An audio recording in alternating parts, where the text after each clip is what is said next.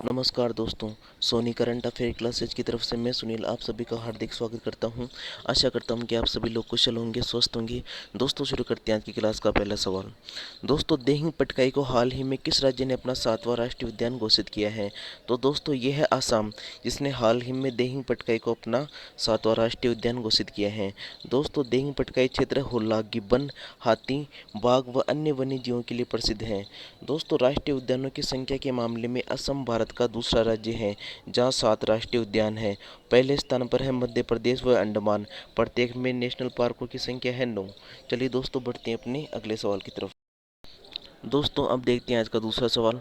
दोस्तों हाल ही में किस डिजिटल भुगतान कंपनी ने आईसीसी यानी अंतर्राष्ट्रीय क्रिकेट परिषद के साथ 3 साल का समझौता किया है? तो दोस्तों ये है भारत पे, जिसने हाल ही में आईसीसी के साथ 3 साल के लिए समझौता किया है। चलिए दोस्तों बढ़ते हैं अपने अगले सवाल की तरफ। दोस्तों अब देखते हैं आज का तीसरा सवाल। दोस्तों आरबीआई यानी रिजर्व बैंक ऑफ इंडिया के डिप्टी गवर्नर, जिनका हाल ही में 2 साल के लिए कार्यकाल बढ़ाया गया है, तो दोस्तों ये है महेश कुमार जैन, जिनका कार्यकाल हाल ही में आरबीआई के द्वारा 2 साल के लिए बढ़ा दिया गया है। दोस्तों महेश कुमार जैन के अलावा माइकल पात्र, एम राजेश्वर राव और रविशंकर आरबीआई के अंदर डिप्टी गवर्नर हैं। चलिए दोस्तों बढ़ते हैं अपने अगले सवाल की तरफ।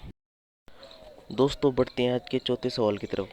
दोस्तों फेसबुक ने हाल ही में भारत में किसे शिकायत अधिकारी के रूप में नियुक्त किया है? तो दोस्तों यह है स्फूर्ति प्रिया, जिसे हाल ही में फेसबुक ने भारत में शिकायत अधिकारी के रूप में नियुक्त किया है। दोस्तों इससे पहले व्हाट्सएप ने भी भारत में शिकायत अधिकारी के रूप में परेश बीलाल को नियुक्त किया था। चलिए दोस्तों बढ़ते हैं अपने अगले सवाल की तरफ। दोस्तों अब देखते हैं आज का पांचवा सवाल। दोस्तों 12 जून से शुरू होने वाले यूरो कप की मेजबानी कौन सा देश करेगा? तो दोस्तों ये करेगा रोम। दोस्तों रोम के ओलंपिक स्टेडियम से यूरो कप की शुरुआत होगी। दोस्तों यूरो कप का फाइनल मैच लंदन के वेम्बली स्टेडियम में खेला जाएगा। चलिए दोस्तों बढ़ते हैं अपने अगले सवाल की तरफ। दोस्तों अब देखते हैं आज का छठा सवाल। दोस्तों 12 व 13 जून को होने वाले G7 देशों के 47वें शिखर सम्मेलन की अध्यक्षता कौन सा देश करेगा? तो दोस्तों ये करेगा ब्रिटेन। चलिए दोस्तों बढ़ते हैं अपने अगले सवाल की तरफ। दोस्तों अब देखते हैं आज का सातवां सवाल। दोस्तों एनीमिया मुक्त भारत सूचकांक में कौन सा राज्य प्रथम स्थान पर रहा? तो दोस्तों मध्य प्रदेश एनीमिया मुक्त भारत सूचकांक में प्रथम स्थान पर रहा। उड़ीसा व हिमाचल प्रदेश एनीमिया मुक्त भारत सूचकांक में दूसरे स्थान पर रहे। चलिए दोस्तों बढ़ते हैं अपने अगले सवाल की तरफ। दोस्तों बढ़ते हैं आज के 8वें सवाल की तरफ।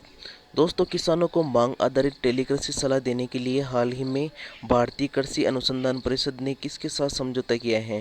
तो दोस्तों ये किया है डिजिटल इंडिया कॉरपोरेशन के साथ। चलिए दोस्तों बढ़ते हैं अपने अगले सवाल की तरफ। दोस्तों अब देखते हैं आज का 9वां सवाल। दोस्तों गरीब लोगों के टीकाकरण के लिए निधि देने के लिए हाल ही में केंद्र सरकार के द्वारा किस नाम से वाउचर आधारित योजना चलाई जा रही है? तो दोस्तों ये योजना है ईच वन पे वन। चलिए दोस्तों बढ़ते हैं अपने अगले सवाल की तरफ। दोस्तों देखते हैं आज का 10वां सवाल। दोस्तों 76वीं संयुक्त राष्ट्र महासभा के लिए अध्यक्ष किसे चुना गया है? तो दोस्तों ये चुना गया है अब्दुल्ला शहीद को।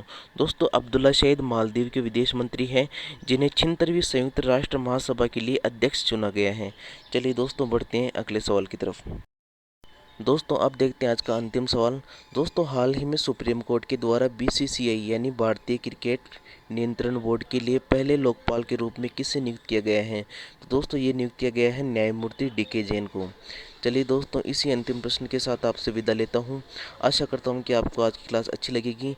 दोस्तों ये क्लास आपको कैसी लगती है, आपके विचार कमेंट बॉक्स में लिखकर ज़रूर बताइए। दोस्तों मिलते हैं अगली क्लास के साथ, तब तक के लिए राम राम।